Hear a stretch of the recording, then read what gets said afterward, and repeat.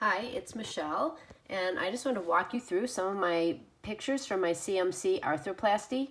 Currently, I'm 4.5 weeks post-op, but I wanted to show you some of the pictures from before. That's what I was wrapped in at first for a week, and was what I look like.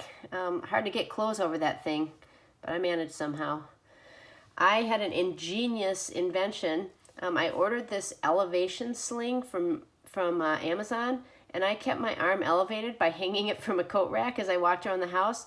That helped tremendously with my swelling. So I highly suggest doing that. I used that sling a lot for the first 2 weeks. Anytime I was sitting around at home, I'd elevate my arm, and it was extremely helpful, and I think helped my swelling quite a bit.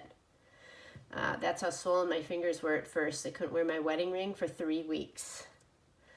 That's what it looked like right before the stitches came out.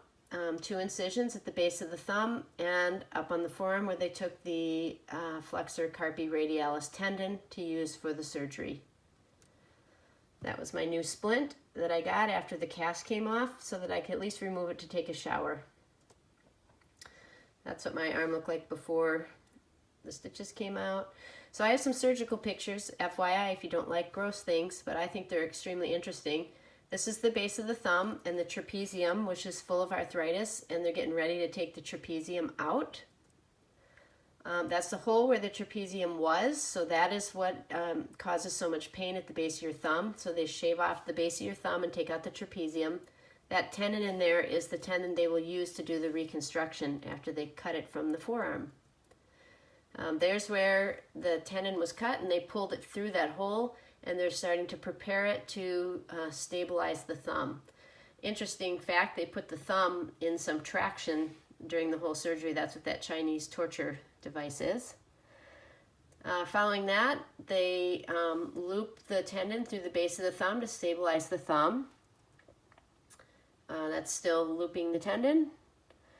And then they're preparing the rest of the tendon to stick in the space as a spacer where the trapezium used to be so that the thumb won't migrate downward. Again, preparing the tendon. They've wrapped up the tendon and they stitch it together, and then they just stuff it in that hole. And voila, there's all done. They sew it into the joint capsule, and then they sew you up. And that's what it looked like right after the stitches came out. So hope that's helpful in preparing for your own surgery.